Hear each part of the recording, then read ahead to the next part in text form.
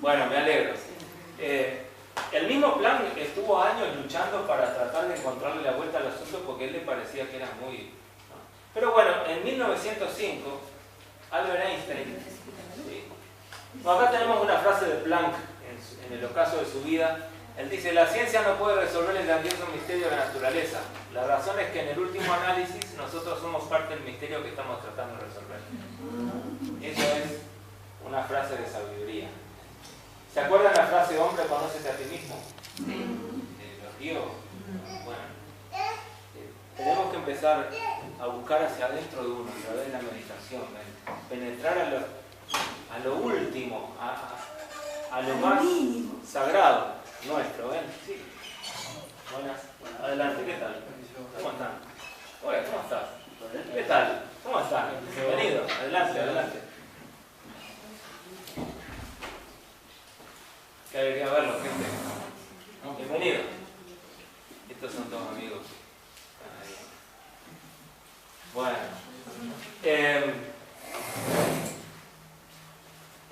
Bueno, más o menos otro experimento u otro efecto que no se podía explicar con la física clásica conocida es un efecto descubierto en 1887 por Heinrich Hertz. ¿Han oído hablar de los Hertz? Sí, Hertz es el apellido de un ilustre físico alemán que murió muy joven, pero él descubrió las ondas electromagnéticas, bueno, una cantidad de cuestiones interesantes. Y entre esas cosas, como de rebote, él se dio cuenta que una placa metálica conductora de electricidad, cuando se le irradiaba luz o alguna onda electromagnética, esa placa podía emitir electricidad. A eso se le llama efecto fotoeléctrico. ¿Ok?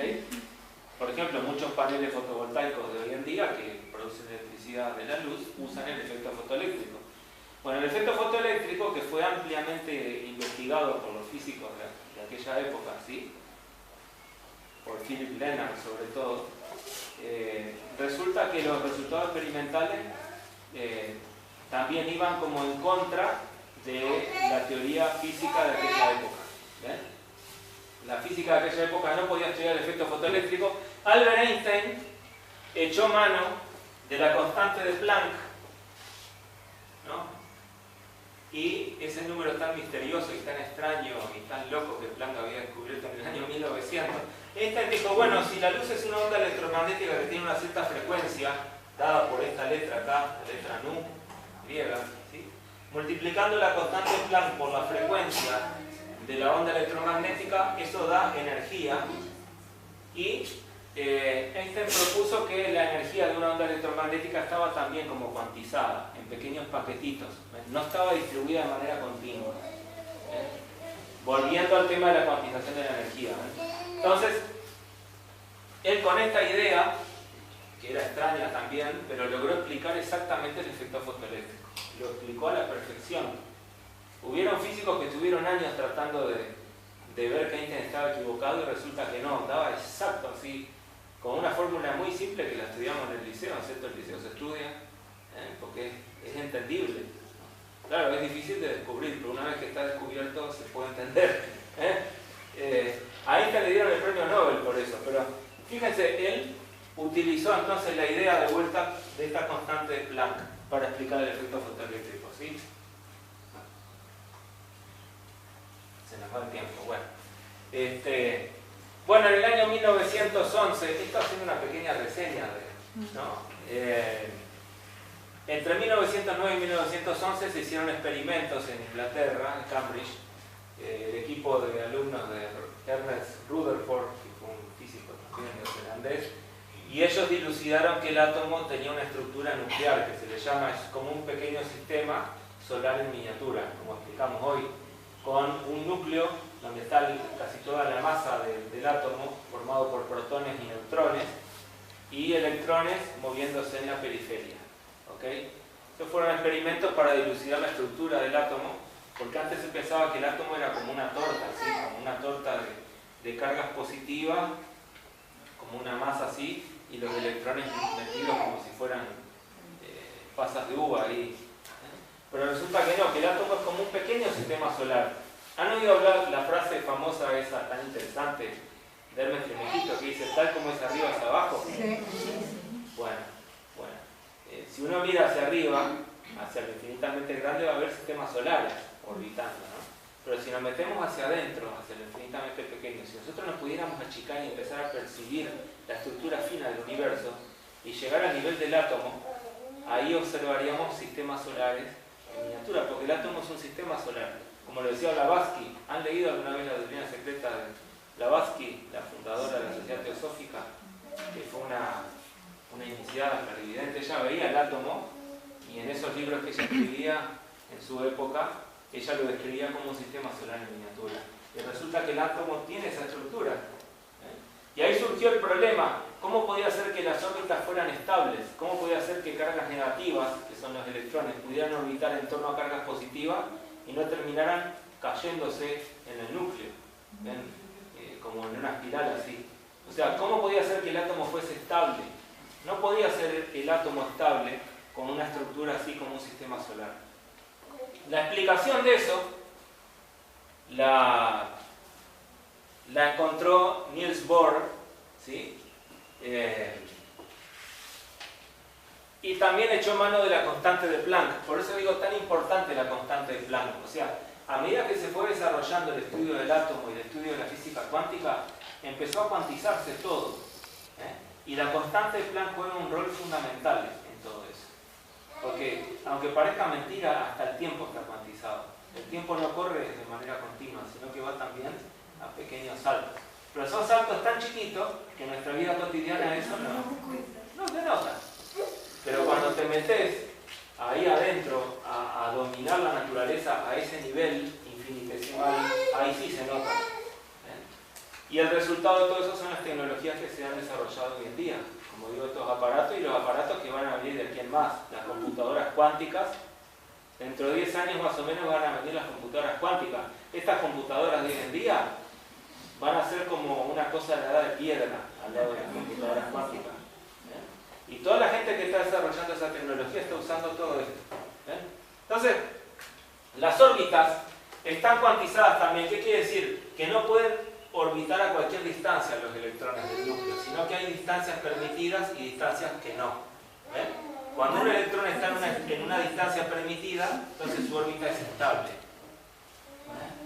Y esa es la estabilidad del átomo, en otras palabras. ¿Sí? Las fuerzas electromagnéticas son las que permiten la estabilidad del átomo y las que producen las moléculas y toda la química. Si nosotros desconectáramos todas las fuerzas electromagnéticas, ¿sí? Supongamos que desaparecieran las fuerzas electromagnéticas y quedáramos librados solo a las fuerzas de atracción gravitatoria por tener masa. ¿Saben que los cuerpos con masa se atraen por la atracción gravitatoria? Los planetas, qué sé yo. Eso lo descubrió Newton. Pero los protones también tienen masa. Los electrones tienen masa también, claro, muy poquita, pero tienen masa. Entonces, ¿qué es lo que hace que ellos no se peguen y no queden pegados por atracción gravitatoria? Las fuerzas electromagnéticas que forman como una especie de repulsión. De ahí surge el átomo, surgen las moléculas, surge el ADN, surge la química, surgen los colores, surgen las sensaciones y surge toda la gran diferenciación en este universo. Si nosotros desconectáramos la fuerza electromagnética y dejáramos solo la fuerza gravitatoria, nosotros quedaríamos reducidos a una cosita ahí chiquita y seríamos un agujero negro. ¿Han oído hablar de los black holes? Un agujero negro es un cuerpo puramente gravitatorio nada más, donde solo está la fuerza de gravitación en él. Si nosotros desconectáramos las fuerzas electromagnéticas en el planeta Tierra quedaría comprimido a una esferita de 1 milímetro de diámetro. Toda la masa, todo lo que hay, quedaría comprimido a 1 milímetro. Sería un agujero negro de 1 milímetro. Desprovisto de forma, desprovisto de diferenciación. Y esos cuerpos estarían danzando entre ellos, orbitando entre ellos.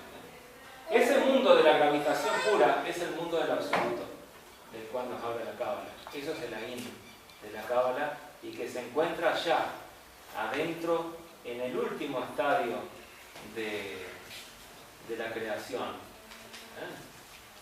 Cosa muy interesante. Bueno, fíjense el átomo de Bohr. Bohr describe el átomo de hidrógeno. ¿Sí?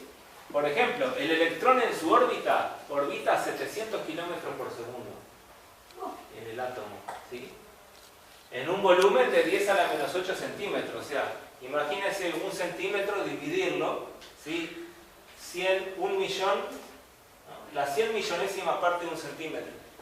En ese volumen tan chiquito, infinitesimal, que es el volumen de un átomo de hidrógeno, el electrón se mueve a esa velocidad.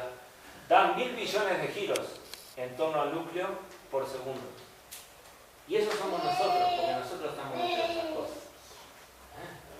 Es extremadamente interesante, ¿eh? Pero claro, los sentidos físicos no lo pueden percibir, como les digo. Por eso vivimos en un sueño de la conciencia. Bueno, otro aspecto interesante de la física cuántica es la dualidad onda-partícula, que no nos está quedando mucho tiempo para explicar, pero bueno, todo cuerpo tiene una naturaleza ondulatoria y una naturaleza corpuscular a la vez. Nosotros también. Lo que pasa es que eso se nota más cuando nos metemos en el universo atómico, vuelvo a repetir. ¿Okay? Y ahí, bueno, Louis de Broglie fue el que propuso eso, que fue un físico francés, ¿no? Él en su tesis doctoral propuso la dualidad onda-partícula. Todavía hay cosas por descubrir. Todavía hay cosas por descubrir. Imagínense, y cada vez más. ¿Sí? Aquí estamos haciendo un repaso, estamos recién en 1913, imagínense, no había sido en el Mundial del 30 acá todavía, esta gente estaba en esto. Fíjense, un cuerpo que tenga una naturaleza ondulatoria, como un electrón, al moverse, se mueve y no puede tener cualquier distancia, cualquier órbita, sino que tiene que ser una órbita que sea como una serpiente que se muerde la cola, o sea, él viene por acá, y empata perfectamente su movimiento ondulatorio. Pero no va ni para allá ni para acá. Él se mueve y tiene como una estructura ondulatoria. Y, bueno, esa onda que es característica del electrón o su aspecto ondulatorio, él se tiene que mover a una distancia del núcleo exacta. No puede moverse a otra distancia porque entonces no podía darse, digamos, ese efecto de generar lo que se llama una onda estacionaria, una onda que está atrapada, digamos, en un espacio físico. O sea, de eso permitió explicar, entre otras cosas, la estabilidad de las órbitas en torno al núcleo. Seguimos. Vamos a dejar un poco el principio de incertidumbre, que es interesantísimo. Esa es la famosa ecuación de Schrödinger, pero se nos ha ido el tiempo, la verdad.